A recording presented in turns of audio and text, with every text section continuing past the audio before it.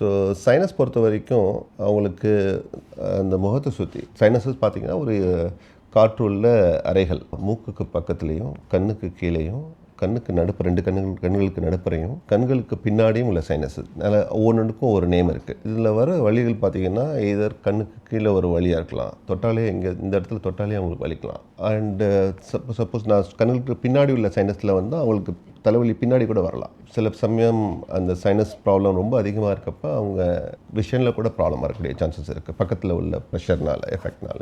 சில சமயம் பல்வலினால் infection sinus போய் அங்கே ப்ராப்ளம் வரலாம். சைனஸ் மட்டும் பார்க்காம அதை சுற்றியுள்ள நம்ம ஸ்ட்ரக்சர்ஸையும் பார்க்கணும். மைக்ரேன் தலைவலி வந்து யூஸ்வலாக ஒற்றை தலைவலின்னு சொல்கிறது வந்து யூஸ்வலாக ஒன் சைடு வரும், ரெண்டு சைடும் வரலாம். அவங்களுக்கு பார்த்தீங்கன்னா சென்சிட்டிவ் டு லைட், ஒரு லைட்டை பார்த்தானா ரொம்ப அவங்களால பார்க்க முடியாது, தலைவலி ரொம்ப அதிகமாகும். இல்லை நார்மலாக வர சவுண்டை வந்து அவங்களால டாலரேட் பண்ண முடியாது, பொறுத்துக்க முடியாது.